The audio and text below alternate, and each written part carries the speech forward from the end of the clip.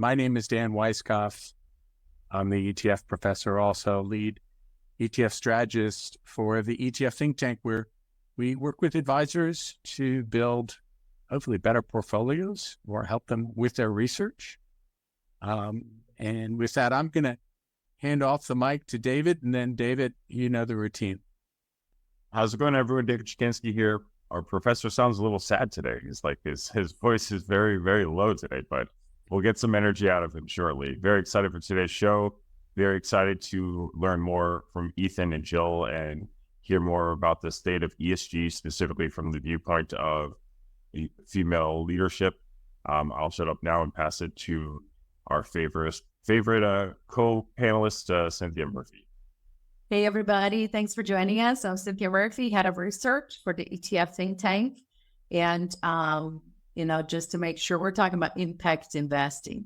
Women is a really interesting aspect of that, but we're going to really dive into what impact investing is and why it matters. So let's have Jill introduce herself first, and then Ethan, if you can round us up after that and just tell us a little bit about, who you are, a little bit about your involvement with Impact Shares, with the ETF world, whatever bits of information you want us to know. So Jill. Great. Well, thanks for having us. So I am Jill O'Donovan. I am working with the YWCA USA. And for those who aren't familiar with the YWCA, we don't have any village people. We don't have a catchy song, but we have been empowering women and working to eliminate racism for over 160 years. We do this through, I think we're just right under 200 affiliates across the country.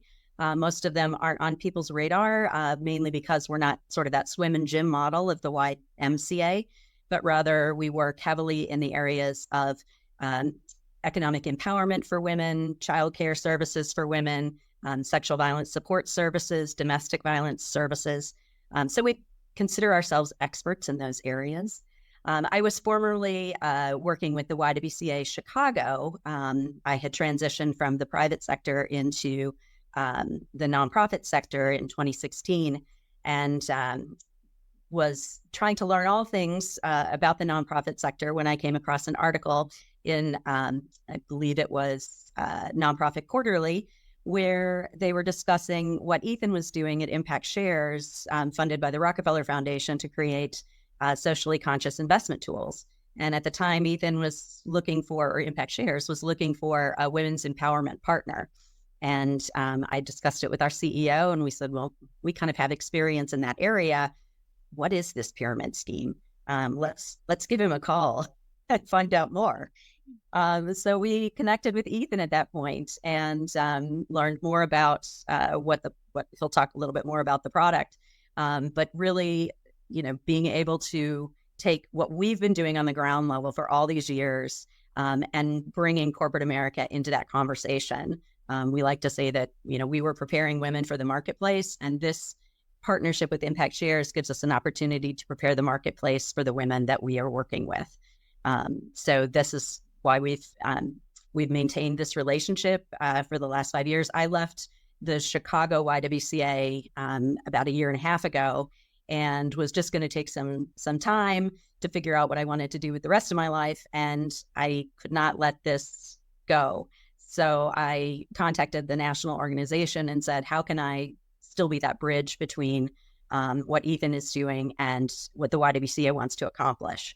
And so I've been working with them since January of this year to keep that going and really help to focus on sort of more on the advocacy side of how we can use this as a tool for the social change that we want to make, whether it's consulting with corporations, applauding them for their status as empowering women, or just, letting them know a little bit more about what we think the world needs in corporate America to advance the women that we support.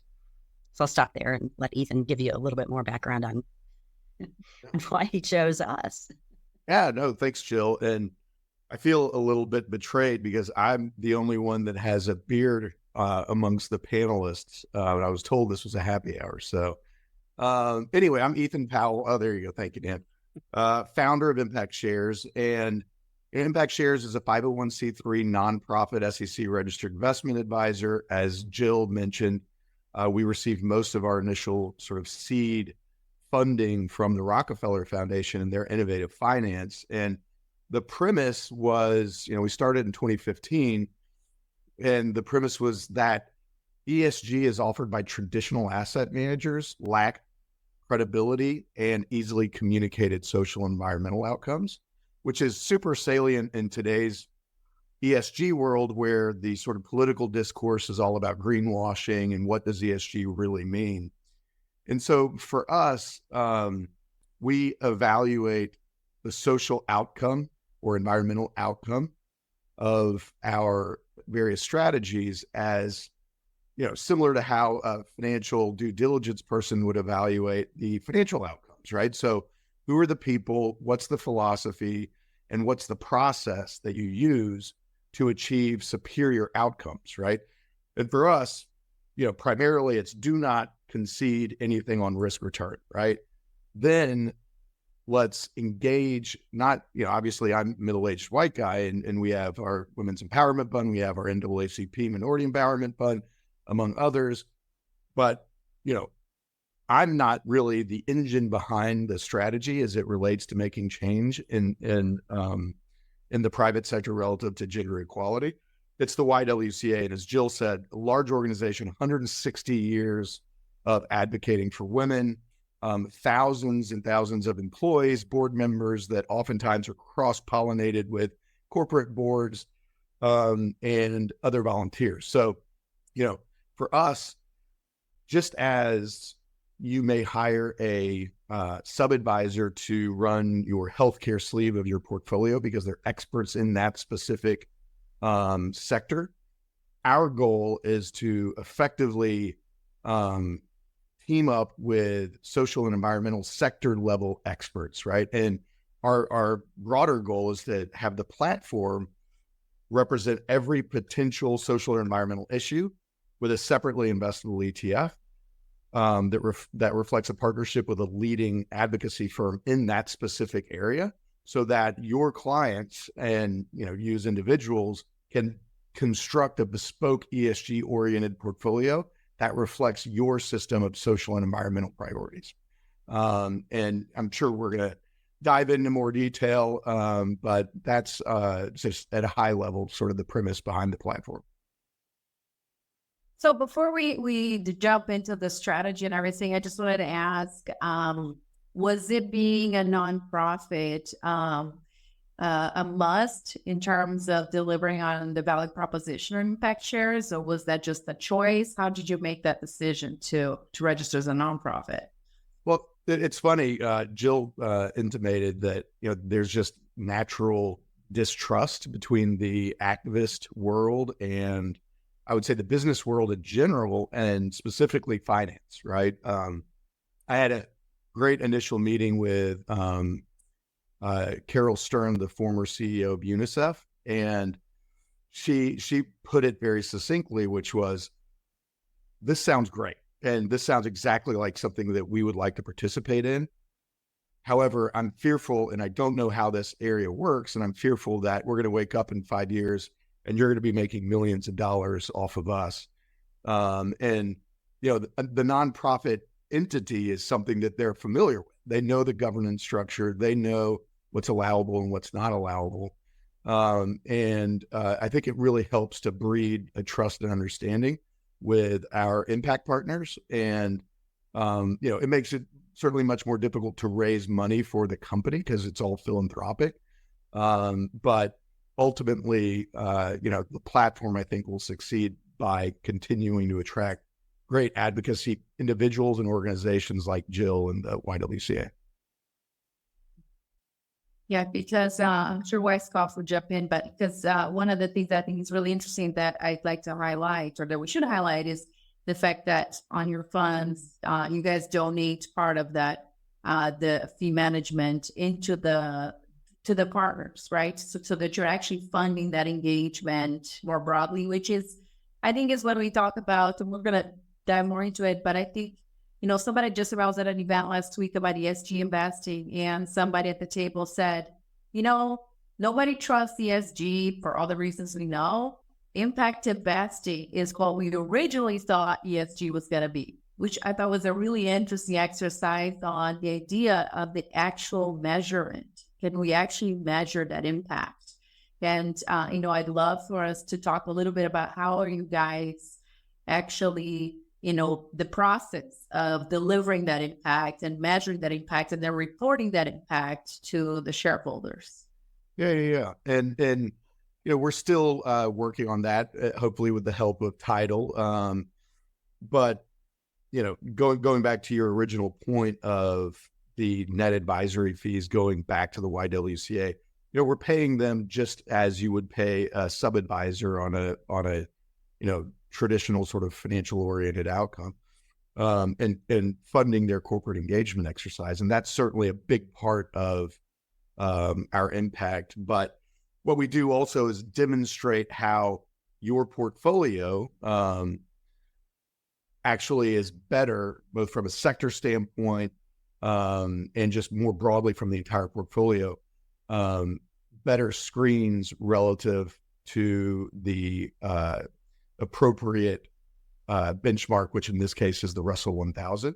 And we're generally 1.5 times that of the broader market. So our companies are 1.5 times better relative to the screens that the YWCA and Equileap have arrived at. It's relatively simple. It's 20 screens that reflect in their best view a company that is doing the most, not generically relative to ESG, but specifically as it relates to empowering women.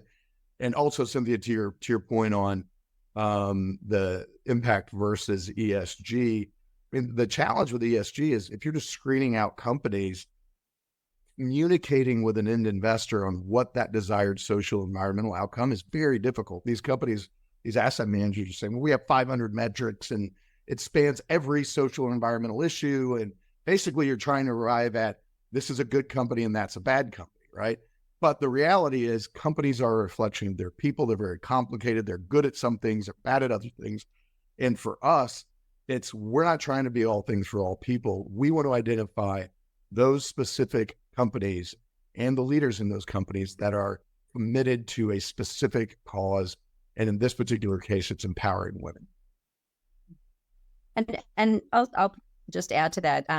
Since the fund was launched in 2018, the YWCA has been able to use it as a new form of engagement with donors and employees and corporate sponsors and things like that, just to emphasize that we're trying to think out of the box about how to make the social change that we want, how to look at different revenue streams, how to engage people in these conversations about in our case, particularly the 19 criteria that are used to evaluate the companies, and then making that connection as to why those are important.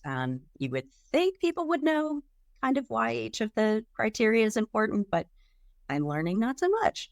And then we have some companies we talk to that may never qualify for the index, but still want to know a little bit more about why what is the effect of having a sexual harassment policy, or having women feel safe at work. It's like, well, they stay longer, you have less turnover, and you actually might have a good financial return for that small little policy that you can put into effect.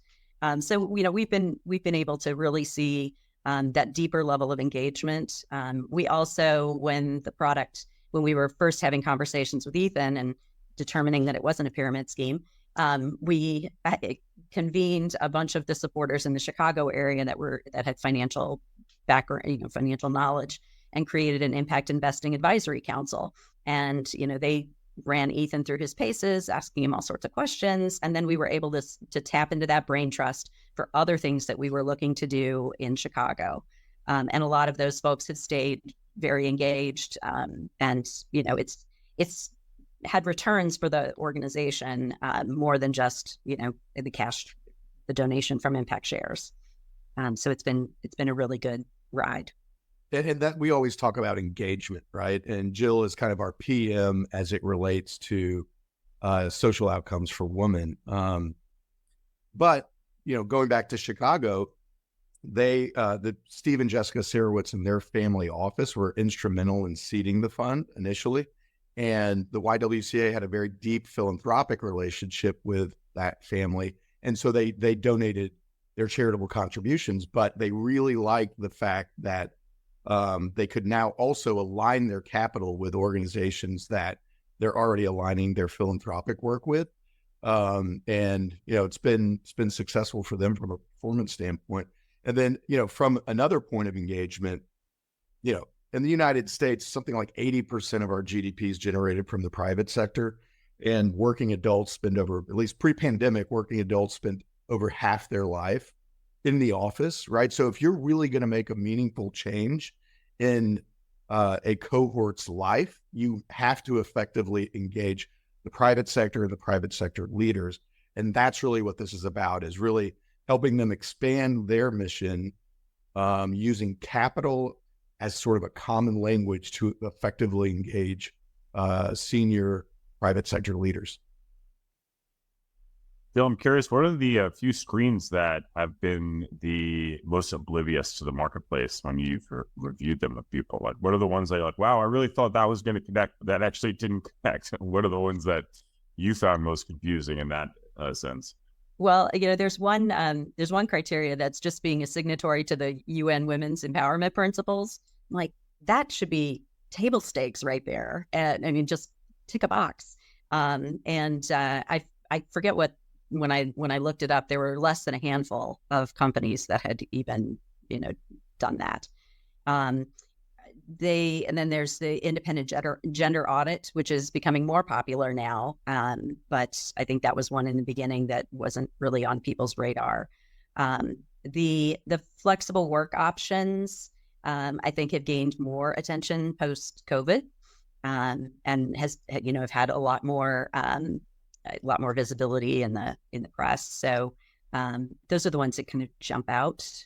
Well, and we also look at, or with Equileap, like paternity leave, right? Everyone thinks, maternity leave is the focus. Well, paternity leave allows a working mother to, get back into the workforce, right? So, and then, one of the sort of features of this fund is that the screens, we evaluate and update the screens on an annual basis. So it's reflective of the Y and Equileap's values, and data availability and what's going on in the world on more of a real-time basis.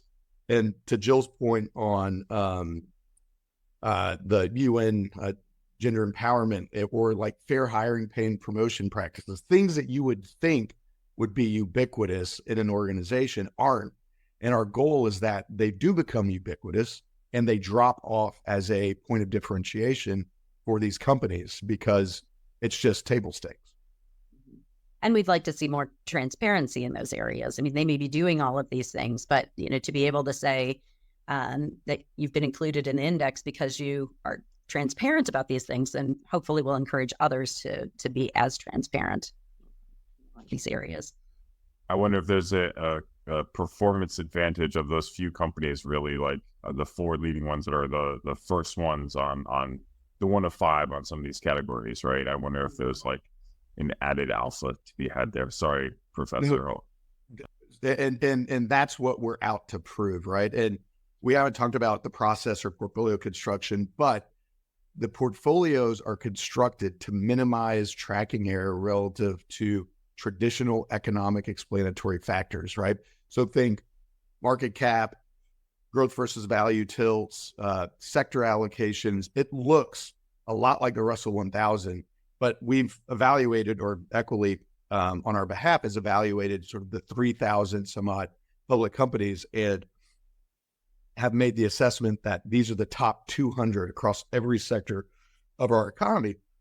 And what our goal is, and so far it's worked out really well, is that eventually that women's empowerment will become an explanatory economic factor, right?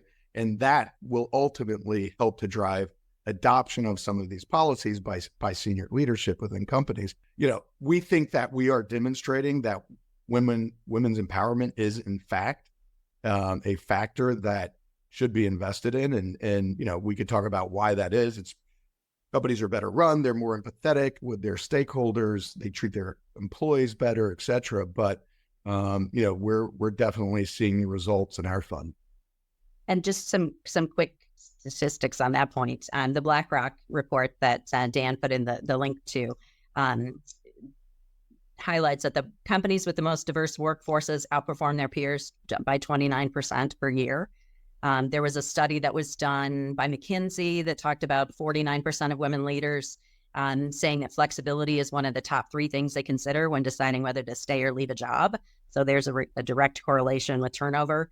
The S&P Global Market Intelligence quantamental research done in 2019 showed that during the 17-year period of their study, firms with female CFOs generated $1.8 trillion more in gross profits than their sector average. So there is definitely a benefit to some of the things that we're looking at as part of the criteria. When it comes to women on boards or diverse boards, BMO Harris released a report in March that talked about there's an diversity on boards correlating with a 19% higher return on equity in the following year and 43% lower earnings volatility in the following 3 years. So, the math is there for companies to want to do these things, even if they, are hesitant to do them because they're too woke. I have 2 kids, and one is a boy and one's a girl.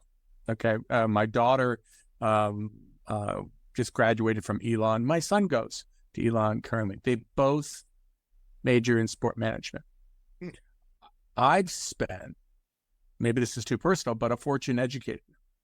And then when I find out that women don't get paid as much as men, and that affects how they, are able to retire, it's upsetting to me, right?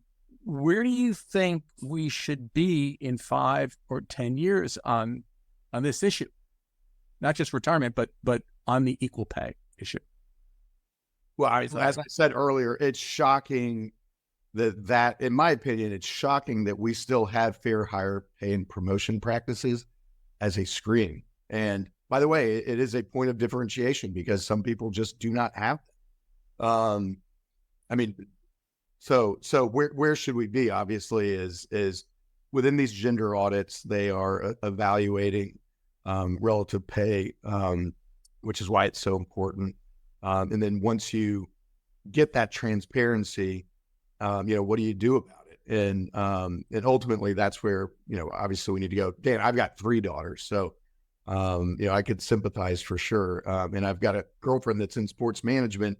And that's a very difficult profession to break into as a female as well. So there's a lot of work. And by the way, it's sector specific as well, which is why we evaluate each sector relative to their competitors.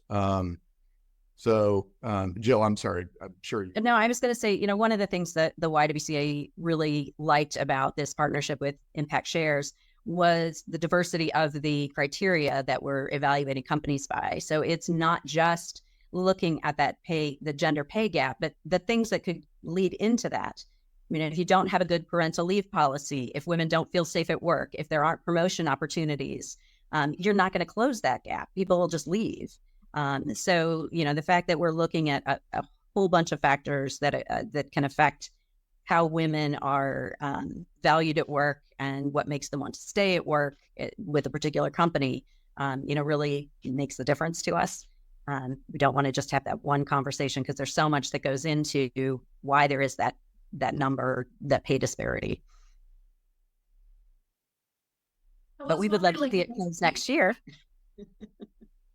I'm curious, when I know you keep referring to the pyramid scheme, which I love. It's hysterical. But so I don't love it. Even until the little sketch, you'd never know. Yourself, this guy talking about empowerment. And by the way, Cynthia, a important point to note on that with gaining trust relative to this strategy is actually an unpaid volunteer, right? And so that really resonates with people too, right? That I'm not just enriching myself off of this.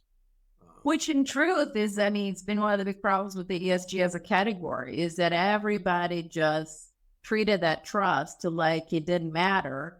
Right. And now how do you regain it? I mean, trust and credibility is everything. But I'm just curious, what was it? Was there something that really convinced you that this wasn't the pyramid scheme? Did the fact that this was being brought to you as an ETF, being in an ETF wrapper, did that make any difference in terms of the fund structure and the transparency in that? Did that not factor into what was that process of evaluating the soundness of what was in front of you? Well, for me personally, since I hadn't yet purchased my copy of Finance for Dummies, I read the article and thought, well, this sounds great. What is an ETF? So, but the CEO of YWCA Chicago at the time is a CPA and very knowledgeable in the finance world. So it was like a quick conversation with her, and she said, call him up and find out, like, is this something that we have to commit to investing X amount of dollars in, or, what is he going to want up front? And he said, pretty much, I need your brain power and your, the history of what you've been doing and the knowledge that you have about what really empowers women in the workforce. And so that was really, the sort of the crux of it was being able to see what the criteria were, understand more about what Ethan's goals were. The fact that he was a nonprofit was definitely made it more attractive, especially to our Impact Investing Advisory Council, who were like, this is too good to be true. Is this guy really? What's he atoning for? Well, and what's really cool about organizations like the Y is they've got senior executives from Invesco on their board, right? Or Intel, and very sophisticated business people that know how to evaluate a business opportunity, which is what this is, right? This is not charity, right? This is developing another revenue stream to expand their mission to more effectively change the way the private sector, treats women. So. Can we talk a little bit about the actual construction of the index? I know we did this before the call and a previous call, Ethan, but if you could walk us through, all the players and the 20 screens we already talked a little bit about, and how that, becomes this index that, why do this through an index in the first place? Why not just go out there and pitch some kind of active management magic that selects these names? Well, that's a great, sort of tease into why an ETF, right? Which for us, if you think about this, collaboration and transparency is really the crux of the solution. So, you think about these other ESG strategies, particularly in mutual fund wrappers or other more opaque wrappers, it's hard to find out, are you in the index or not, right? We, as an ETF, have to publish our holdings every day. So if you're in it, right? And then the screens themselves and having a pretty rigid system is important because it provides senior leadership within corporations the ability to clearly understand the rules of the road, right? So that's sort of a common language to engage that the social screens. But now they also have a trusted advisor in the YWCA that they can call and say, okay, well, what have we scored poorly in? What have we scored well in? How do we improve our relative score so we beat our competition, right? And then ultimately, because of that transparency, we would love to be a reference source, not only for investors, but also consumers, where it's like, okay, banks are kind of, commoditized as far as retail banking goes. So I want to bank with an organization that is aligned with my system of social and environmental priorities. And I know I can go to the Impact Shares website, download the holdings, and see which ones qualify. So that's our ultimate goal. I'm not sure that we're there yet, but certainly we're working on it. I feel like there were other questions that I failed to answer, but yeah, no, that's it. It's that conversation about a little bit too about one, the challenges of this kind of investing is the lack of standardization. We love talking about ESG, has no universal metrics, blah, blah. But sometimes, in truth, is it even the right thing to expect that there is a standard for everybody. I mean, it feels like impact and, that the causes that are important to you may be different to me. So it's almost, it's a conversation that goes both ways. So Cynthia, you make an excellent point. And the problem I've got with sort of the current political discourse on ESG is it views ESG as binary, right? Either you are or you are not. Well, I mean, that's not fair to the asset managers, frankly, right? Because the investors themselves need to evaluate what their expectation is from this strategy, right? What are they looking for? And, for us, it's you can't really be all things to all people within the context of ESG. You got to be more strategic and specific in what your desired outcomes are. And we, for the financial folks on the call, you think about an efficient frontier, which is for every unit of risk, there's an optimal amount of return. We always talk about a three-dimensional efficient frontier, and my fingers keep, going away. But there's, anyway, there's 3 dimensions. And that Z-axis, or that third dimension, is the environmental and social implication of your capital allocation, right? And so what we talk about is it's going to impact the world around you, right? And the question you need to ask as a financial advisor is, how intentional do you want to be with that impact? And what does a positive impact mean to you? And then from there, our goal is that we can then match you up with an activist firm that is actively advocating for superior outcomes. And so it's not, to your point, Cynthia, it's not this, boy, if I'm a financial advisor, they want to align their capital with their system of social environmental priorities. That's a daunting task, right? Like all of a sudden you go from being a financial advisor to being a psychologist, and they're not trained to do that, right? But our goal is, okay, well, you just show them a slate of dozens of different impact-oriented ETFs, and they can pick and choose. And for us, that's the future of investing, is that three-dimensional efficient frontier. And if you want zero positive impact, great, go invest in a bunch of cluster bomb companies, right? Or what have you. And that's up to you. And just as risk and return is a paradigm that the financial advisor has to help their clients navigate, social and environmental impact, we think over the long term, will also be something that they're navigating along with them. So I don't know if this is supposed to be a question for Jill or for Ethan. When I looked through the current holdings, I was surprised when I at one point didn't see one of the stocks in there that I was looking for. Turns out it was there, and that's fine. This is a little bit of an inspiration for people who maybe are at a company and they find that, well, they need to change because they're not in the index, right? Or they got kicked out. Tell us some stories about, what you've heard from companies who wanted to be in an index but didn't qualify, and how you handled a situation where there were questions about whether or not a company really should be in the index. Jill, do you want to tackle that? Maybe the Southern.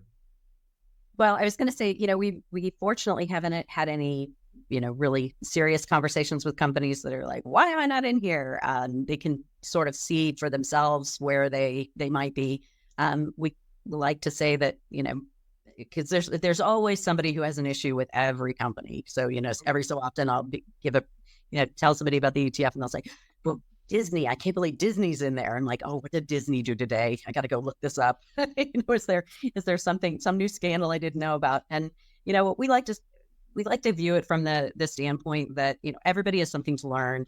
And now we actually have that sort of ability to have the shareholder advocacy side of what we do, along with having these, just off the record conversations with companies.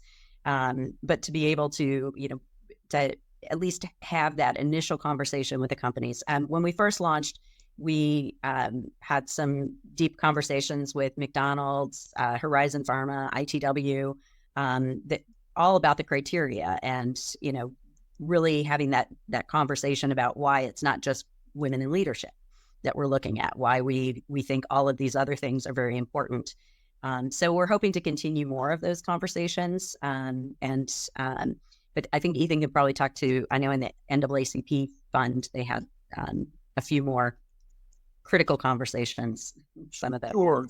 Yeah. And you think about it, also going back to the perspective of the financial advisor, to your point, Dan, they dread having questions that they can't answer. And if they put someone in a generic ESG strategy and they're like, oh, why is Walmart or whomever in it?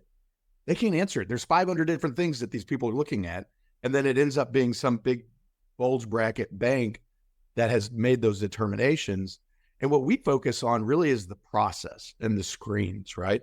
And so what we want to arm the financial intermediary with is, hey, I don't know why Disney's in the fund, but I do know the YWCA has 160 years of advocating for women. They care deeply about this issue, and they've structured these social screens to maximize the ultimate social outcome for women.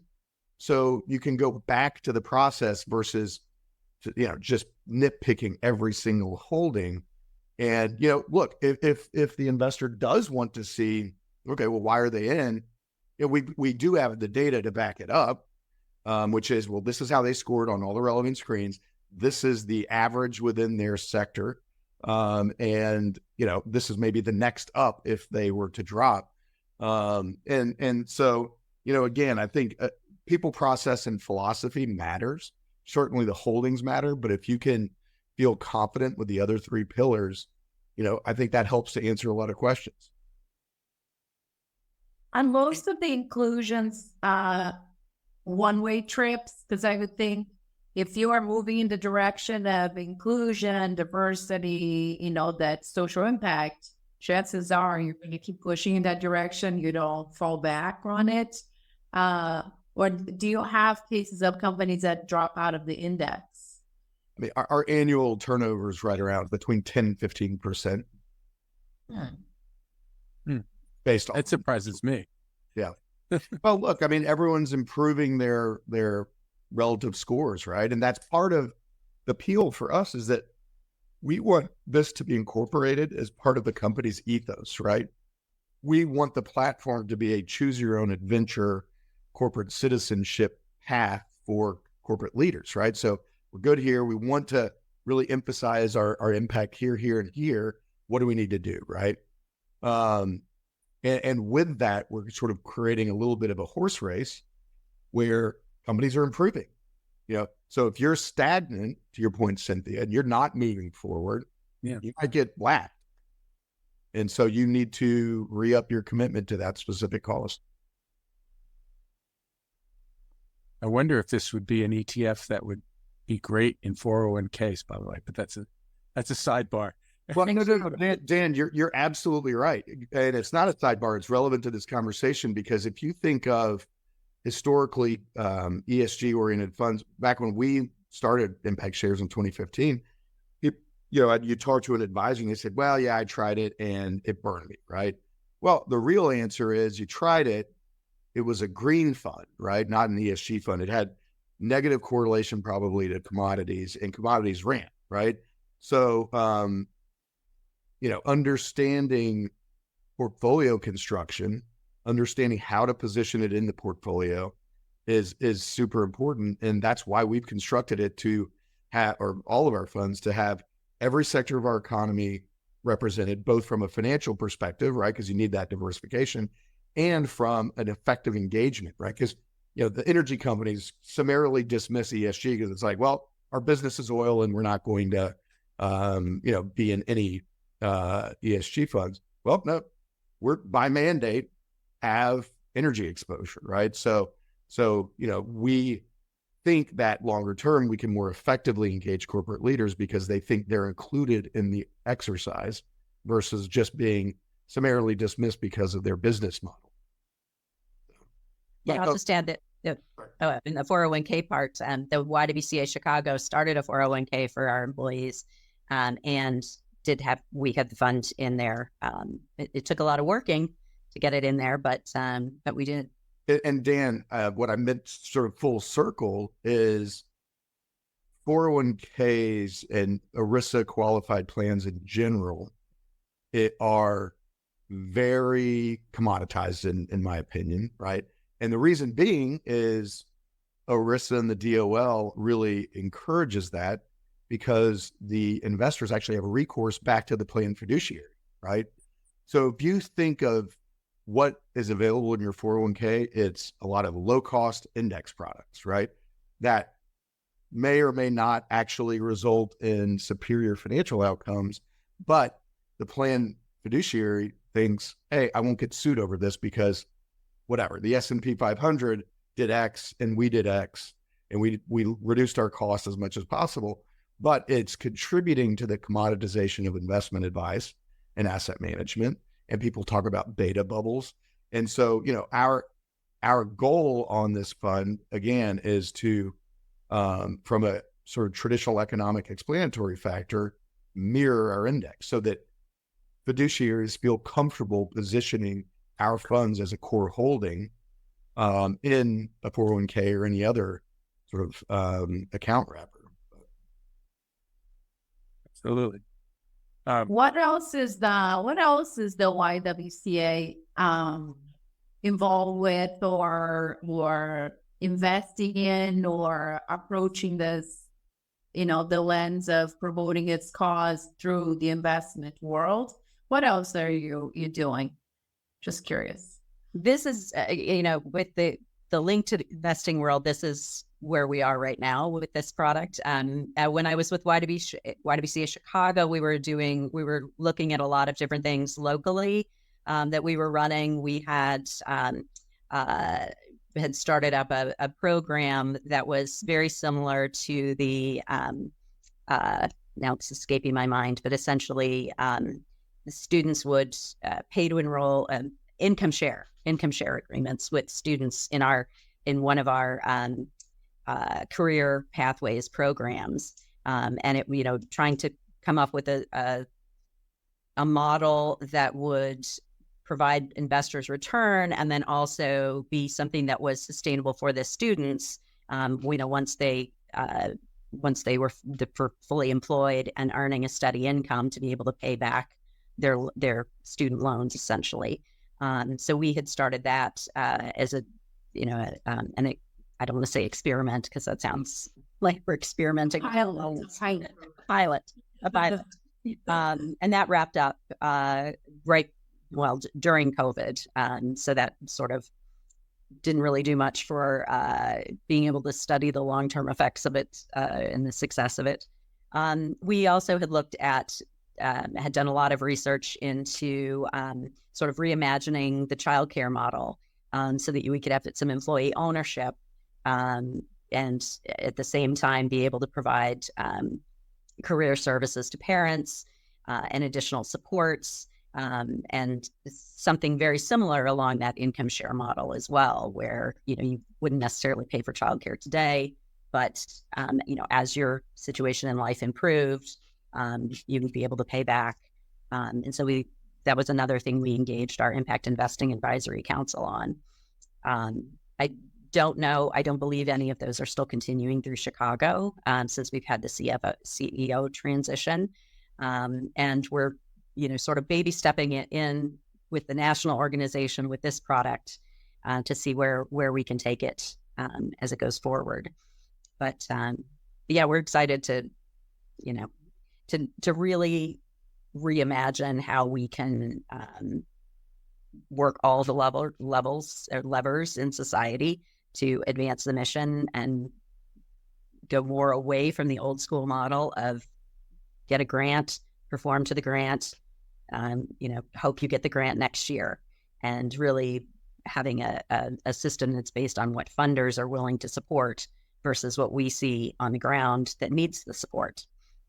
So having that flexibility, this is one of the ways, tapping into the capital markets helps us get that unrestricted revenue to be able to do that. Well, and Very cool. it's also complementary to your philanthropic fundraising as well. Or at least that's the goal, is that, we've got $30 trillion transferring from boomers to millennials over the next, 10 years. And millennials and younger generations in general are much more apt to invest and consume, within the context of their social and environmental priorities. And, they may inherit money, and they're not in a position necessarily to give to the Y from a philanthropic standpoint. But what they can do is earmark, right, this as an investment, feel comfortable that their principal will grow. And then, if and when that time comes where they can actually give philanthropically, they already have an earmarked source of capital, right?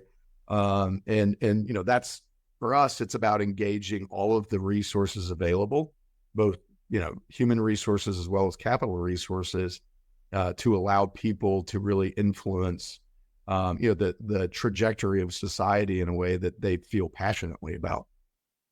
When the fund first came out, I talked to a lot of people about it. And then now Ethan, it's 5 years that it's been around? Yep. Yeah. So when I look at it now, I remember there was some pushback around it, which had, something like, if I want to support the cause, I'll give to the charity, or it doesn't have a track record. And now it has a track record of outperformance. I'm trying to figure out what the argument is about not supporting something like this, candidly, because there's so many things people can learn from it, right? And listen, if I had a young daughter right now, I'd, buy 100 shares and have her study it, right? I'm going to talk to my older daughter now and have her study it as well. Yeah. You sound like a compliance nightmare right now, Dan, with that statement. So this is not investment advice, everybody. No, listen, it's not. No, it's educational. That's the point, though, right? Follow the process. Sorry, I know you were joking.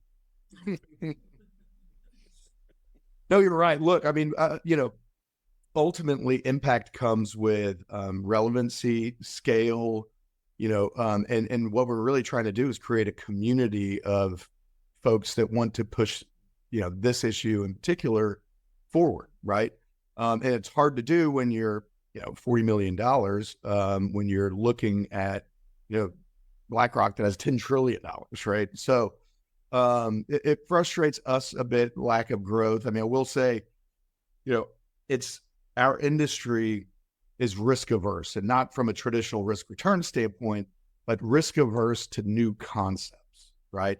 We're also not particularly good at leveraging other sectors of our society to improve outcomes. We generally think we're the smartest people in the room and we know what's best, right? I mean, and that's what kills me with some of the other women's empowerment fund is you kind of look under the hood and it's like, well, it's a bunch of middle-aged white guys coming up with screens, right? I mean, it's like the epitome of mansplaining. And so, but we're not available, Dan. Like, we're available on discount brokerage platforms and other sort of limited scope distribution platforms. But, if you, we got some feedback from one of the wirehouses. They were really interested in this fund and adding it to their platform. But ultimately, they struggled with our source of funding, which is, as a nonprofit, it was philanthropic. It was bit hand to mouth. We didn't really have marketing and distribution, which I don't know if the viewers realize, but we've entered into a joint venture with Tidal, where you guys are going to, be really boots on the ground and help us not only tell the story like this call, but distribute and grow the funds, operate the funds, provide some of the support that, frankly, historically we failed from an operational and financial due diligence standpoint as a nonprofit, that you guys have, far more resources. And now hopefully people could feel more comfortable with allocating their investors to these funds, letting the funds available on various platforms, and hopefully helping us realize the type of impact that the platform was designed to make. So if for impact investing as a space, I wanted to go a little bit broader for a minute. So that you talked earlier, the generational transfer of wealth is a tailwind for the category because, how younger people invest and how they prioritize. From a regulatory standpoint, is regulation what's on your radar in terms of regulatory tailwinds or headwinds for impact investing in general? Oh boy, that's a big topic. I'll go back to one of my favorite soapboxes, which is, why is the definition of a fiduciary controlled by the Department of Labor, which is subjected to the whims of the political climate every 4 years, right? And so ESG has become a battleground between the left and right. And so depending on what,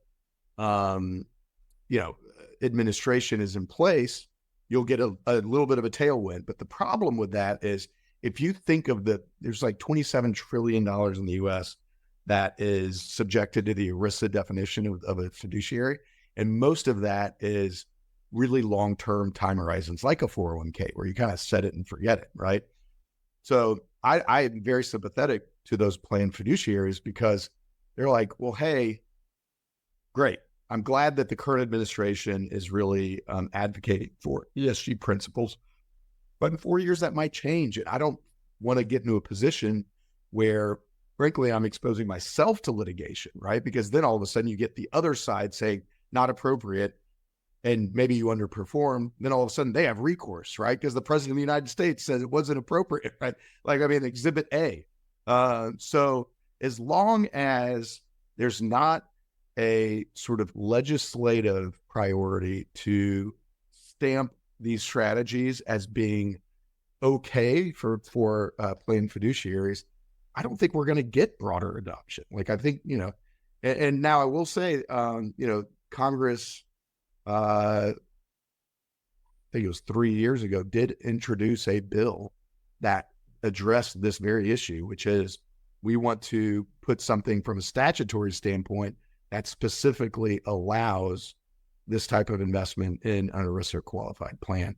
But so that to me is the biggest obstacle. That in communication with our heavily intermediated financial system is probably the biggest issue to adoption here in the United States, which, you look at the European structures, they're far ahead of us when it comes to, aligning their capital with sort of where the countries want their trajectory to go.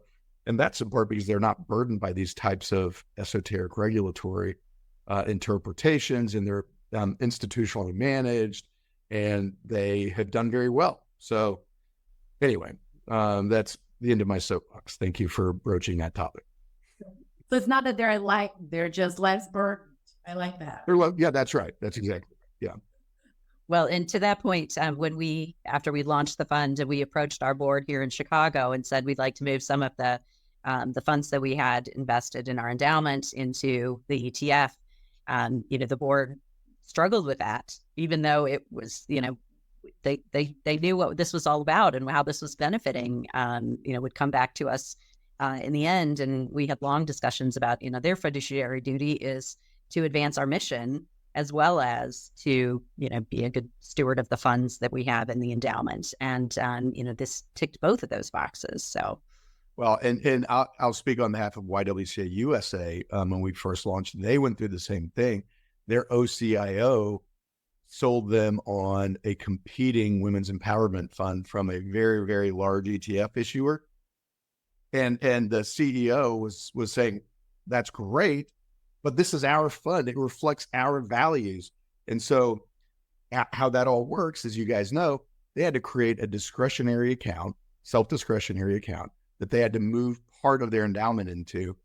And then the trick here, and not to be overly critical or pessimistic, that self-discretionary account, that OCIO didn't get paid on, right? So all of a sudden we have all these economic incentives to prohibit investment in some of these strategies, because, and it's easy to rest on the laurels of, well, it's small, it's nonprofit, it's et cetera. But the reality is, barriers to entry in our industry are relatively small, but barriers to success are massive. And it's usually predicated on this group think where it's, well, I don't know, they manage $10 trillion. $10 trillion can't be wrong. Let's just throw our assets right behind that, right? So Yeah, but I think I mean, we talk a lot internally about this space, and I think we've been through that. And I think, the proof is in the pudding that thing does not work when it comes to this category. If you are actually looking for actual impact, actual ESG, and so I don't know. I feel a little more optimistic than you sound right now, because I do think the space is reinventing itself for some kind of reinvention, because we've seen what that looks like, and that was very underwhelming as an experience as an investor.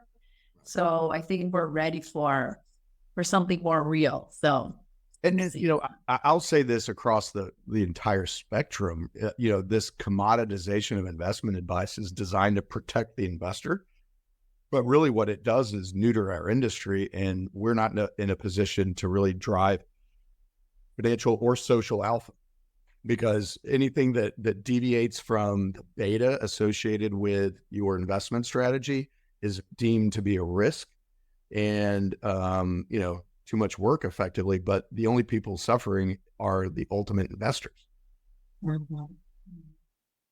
I would say give us the latitude to do our jobs, right? Yeah, give us a fiduciary plus definition. Go. Guys, should we wrap up? We're approaching at the top of the hour. Dan? Yeah, I think we can wrap up, and as we do that, thank you so much, Jill and Ethan, for joining us in the happy hour. Next week we've got a different guest, Dan Niles, pretty well known hedge fund money manager, and we've got a little bit different format. Please, reach out to me if you think that you like the format. We're always trying to improve in the tank. And that's a wrap, everybody. Thank you. Thank you, guys. Thanks, everybody, for coming.